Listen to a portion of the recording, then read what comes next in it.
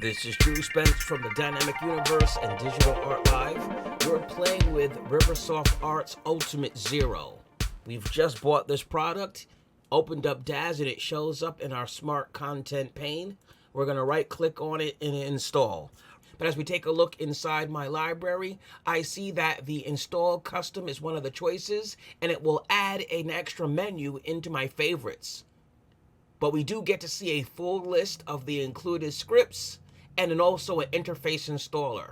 So once activated, it will show up here, and I'll see all of my scripts, and there'll be a shortcut. So now no matter where I'm at and what I'm working on, instead of looking for Ultimate Zero again, trying to find the script, I can just go to the handy menu and get it going. So now that we've got the install part down, let's talk about why, the where, for, and the when. This is a thing that I've struggled with Daz for a very long time. As Daz is such a robust program, it does not give you a lot of undos. Because it's doing so much memory-intensive processes, it doesn't let you just go backward 10 steps and undo all of your work. When you're moving characters around, you're bringing objects into a scene, it sometimes breaks the chain of undo. And you can't go backwards to get out of position you've been left in. That happens sometimes when you're working on expressions. And you'll be playing with your character's expressions. So we have our Genesis 8 character. We're going to try to throw some expressions on our character. And we'll talk about some of the applications of what can go right and wrong. So I'll give this character, we have a shocked expression on the face, and I've done that. And now maybe I've done my scene where the character had that look on their face, and when I want to switch to a different expression. And now I want to do this one where the character is biting their lip and their eyes are closed. When I apply that expression on top of the other, we get a residual. We are nowhere near biting the lip and the eyes never closed. And here is where I'm going to need to do a couple of things. I could go inside my menu, find the head, select the head item, try to get the head selected. I want to edit, figure, 0, selected item pose. Let's see what we get. And we get back to our 0 expression. Because it just wouldn't reset with the residual left over. A quicker process than that, and sometimes that has actually even failed itself. But if we went back, we were trying to get this, and I went from here. I went with an expression, maybe something where the character is making a face. And you can see even sometimes there's distortion switching from one. If you jump from vendor to vendor, you sometimes really see that as a marked contrast. Some vendors themselves have a 0 pose that they'll include to help you along. And sometimes in the library, there'll be an actual 0. But if we try to get back to that, biting the lip with the eyes closed, I'm trying to go from here to there. We get a bit of a grimace and we got a bit of a pout. We didn't get quite what we wanted. And here's where Ultimate Zero comes in, where I can go in and just 0 expressions. We don't have to worry about selecting the head anymore. I can just select the figure. We don't have to worry about any of that. And this menu shows you the properties that are being affected by the current pose in use. And you can also choose to keep things. If I like the eyebrows, I might turn the eyebrows off. If I like something with the cheeks, I can keep the cheeks. So it is a bit of a way to mix and match if there were parts of the expression you liked. But in this case, we want to just get my character back to a full 0. We get back to the neutral expression, and now I'm going to apply the bite lip, and it looks like my character is no longer grimacing. They're biting their lip, and they've got their eyes squinted.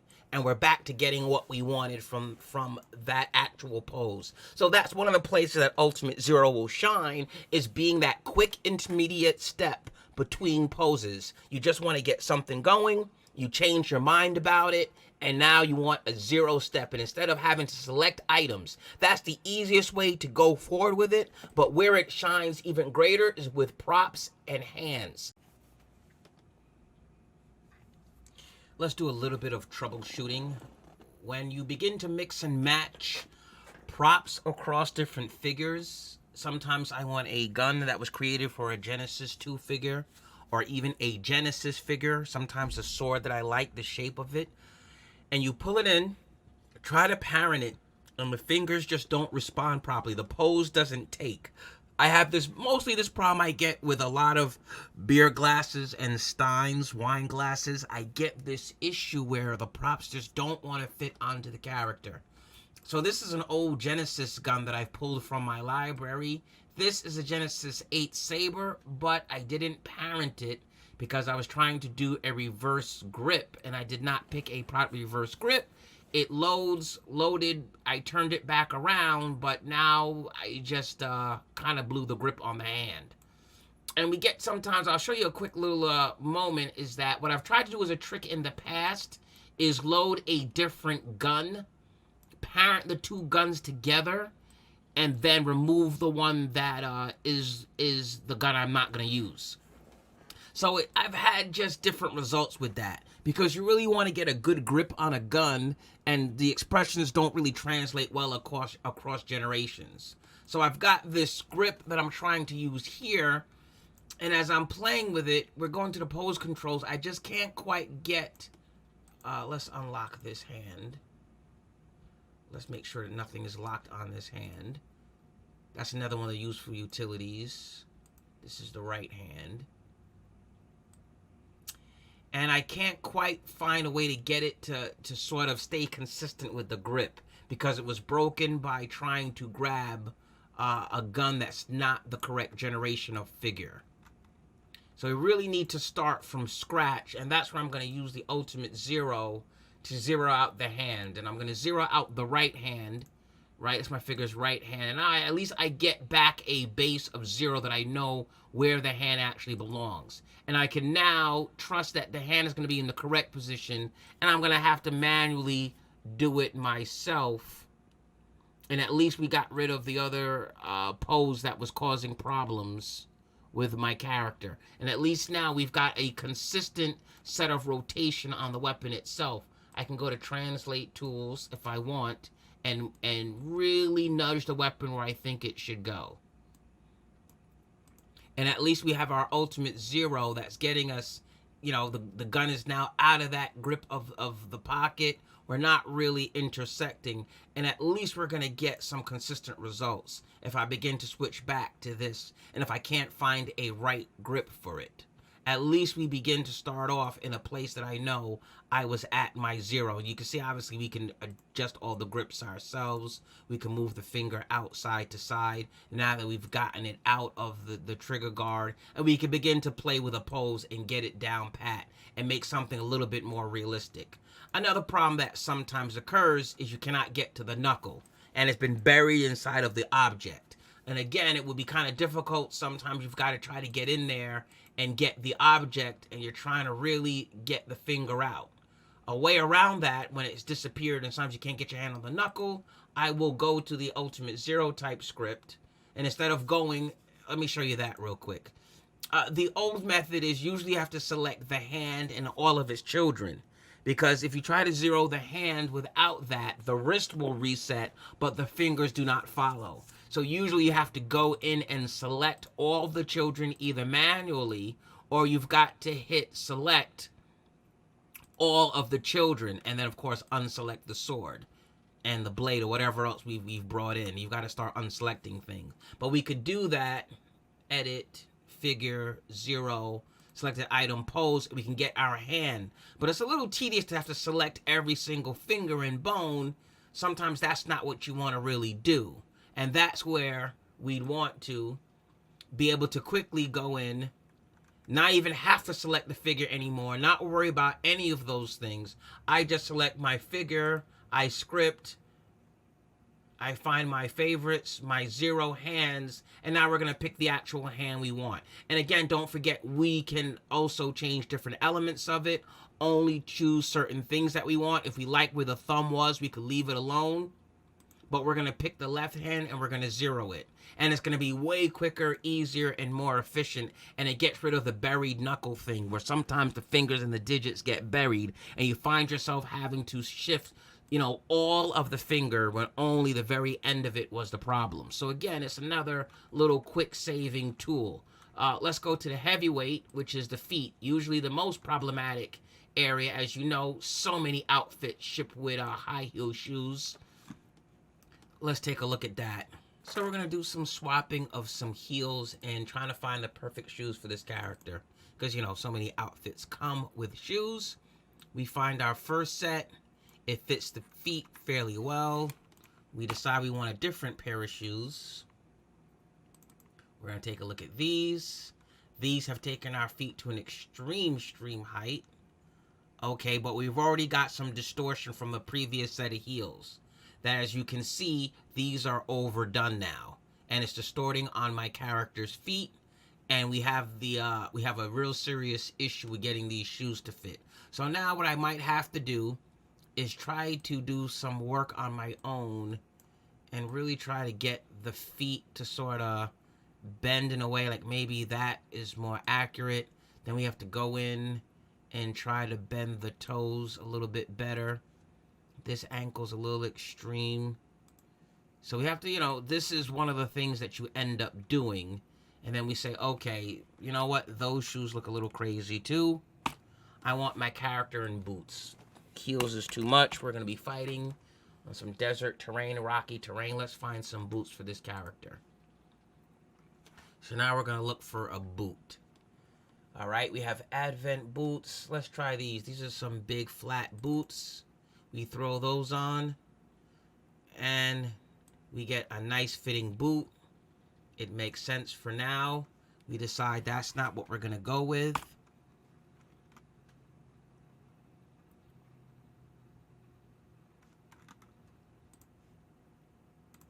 Let's try Advent boots. Not bad, not bad. Now, we're going to explore the territory of adding boots that really don't fit this character. So we turn off the custom search, and now we find some boots that are Genesis 3. We're going to throw these on the character. We'll get our warning pop up that it's asking us what generation were these boots originally. They were Genesis 3 female. What type of item is it?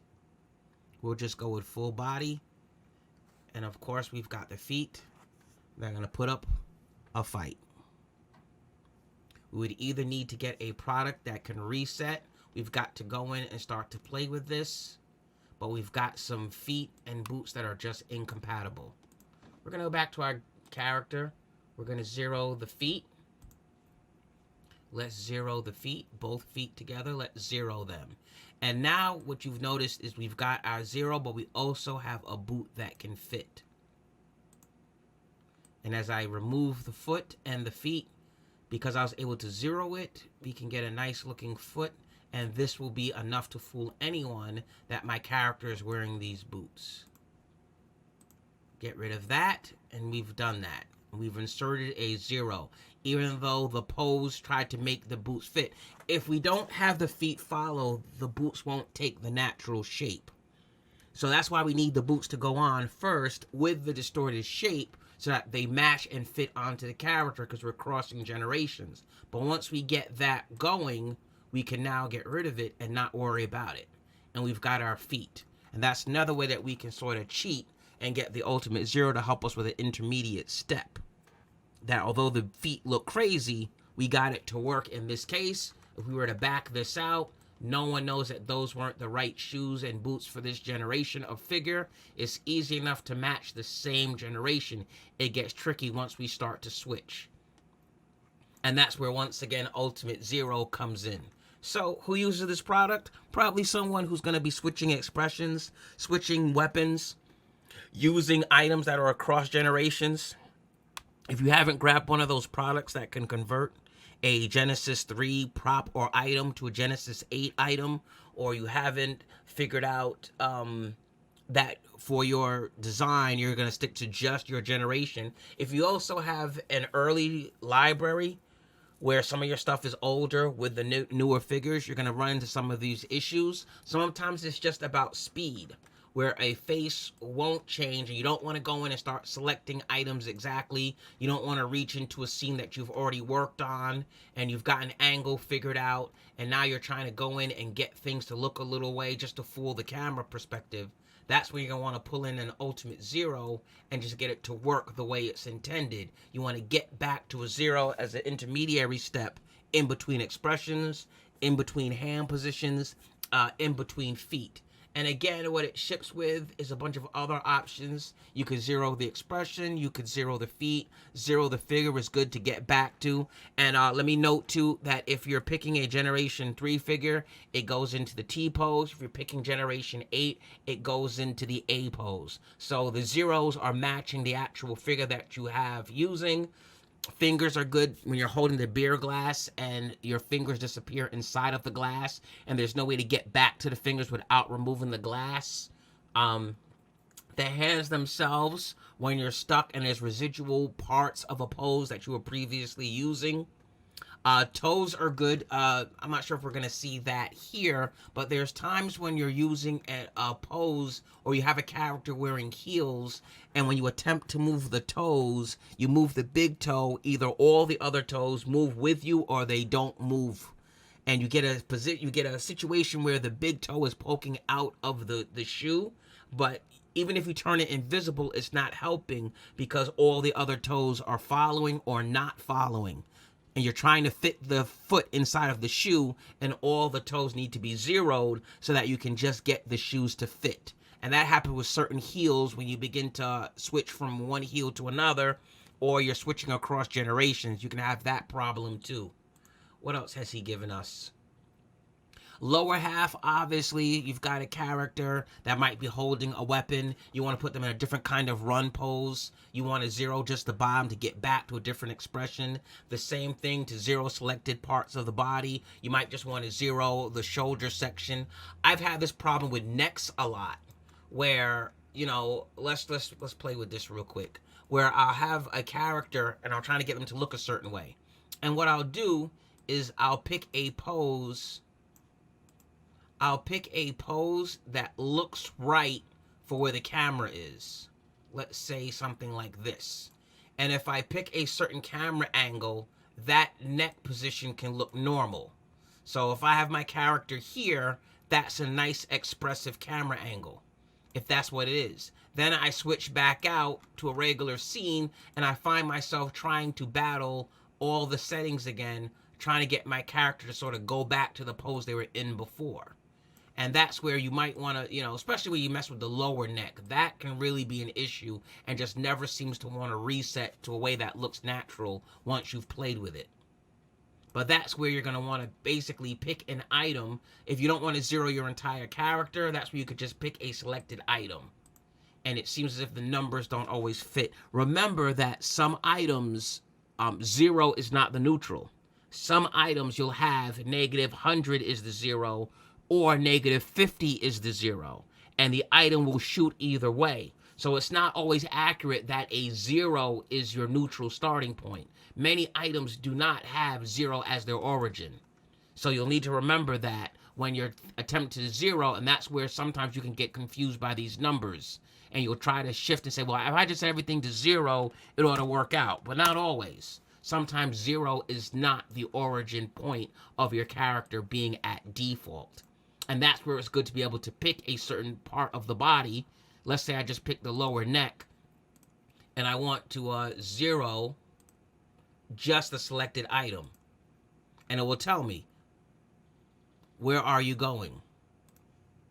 And I zero that, and I get this to reset. And I didn't have to worry about all those little parts of the neck. They all came in line, and we got to a nice place. So that's one of those things to also remember. That's a quick little trick. What else do we have? Locks on and locks off. It's about locking the joints, locking limbs. It's a bonus, and it's good if you have a weapon that you've gripped and you want to lock certain joints in position and have them not change because you put your character in a run pose. You don't really want the hand to open up. I do have shortcuts for that, so this is a good bonus. It's also in my menu and other places, but it's a good item to have. What else? What else do we need to know about Ultimate Zero? It's basically a time saver. So when you're battling fingers and hands and toes, sometimes the expressions are leaving residuals. So switching from sword poses, and again, most usually noted when you're switching across generations. When you want the character to use a sword from a Genesis 3 character, but you have a Genesis 8 character, that once you get a distortion of the hands or fingers and the pose, it's very difficult to correct because sometimes the hands and fingers are buried inside the object. And sometimes there's also a sort of ratio where when you move the thumb, it's moving everything evenly. And you don't want that. You want just the fingers to reset. You want just the thumb to reset. And you just can't rely on the open and close enough.